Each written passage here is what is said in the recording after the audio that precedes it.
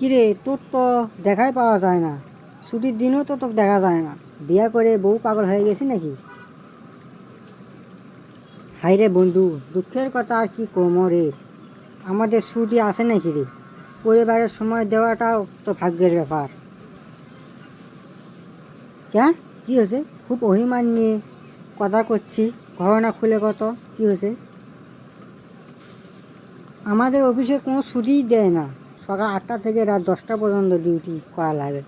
দুপুরে নামাজ আর খাওয়া মিলে মাত্র 50 মিনিট সময়। এর মধ্যে পরিবার সময় দেবো কখন? আর আত্মীয় স্বজনের বাইরে যাওয়া তো বাদই দিছি। কয়েকদিন আগে রহিমের বাপ মারা গেছে, সকালে খবর পেয়েছি। বছর কোনো বাইরে একজন মারা গেছে, ছুটি লাগবে। বস আমাকে ছুটি দিলি বিকেলে। আমার কলিগের বউ চরম অসুস্থ, হাসপাতালে যাওয়া লাগবে। বস কওছে একটা কিছু বেঁচে যান। কি রে, এইরকম অবস্থা? চল চা খাতে খাতে কোষ। আমার হাতের সময় নেই রে, আমাকে যাওয়া লাগবে।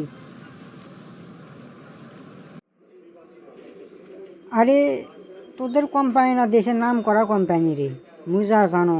কিন্তু তুই এখন কি কথা কওছি কত? মোর তো মাথা তো ঘুরে যাওছে। কাগজ কলমে আইন তো আছেই রে, ইলে আইন সবার জন্য নয়, বুঝলু। আমাদের ডিপার্টমেন্ট থেকে নোটিশ দিছে ডিউটি 8 ঘন্টা, আর আমাদের কাজ করে নেই 13 থেকে 14 ঘন্টা। বৈশ্বিক ছুটি 10 দিন। 10 দিন অসুস্থতার জন্য ছুটি নেওয়া যাবে। ছুটির কথা ঠিকই কয়, তারপর আমাদের থেকে কাজ করে নেয়। কিছু করার নাই, বুঝলু, এই ঘটনায়। তাহলে তোরা যেভাবে কাজ করিস, তোরা মনে হয় ভালো টাকা বেতন পাস রে, তাই না? হাসালু রে হাসালু, কোম্পানি নিম্নমানের বেতন আমাদের দেয়, বুঝলু। হিসেবে টাকাটা 2-3 মাস আমাদের জীবন যৌবন আগে পানি করেছে, কিন্তু কেউ দেখার নাই, বুঝলু। হোক, ইলা আর কি কমো, জীবনে কষ্ট না করলে কি হবি ক? তুই মন খারাপ করিস না, সব শেষে বিচার একদিন হবি। আল্লাহ ছাড় দেয় কিন্তু ছেড়ে দেয় না, বুঝলু। যা, মেলা কথা হলো,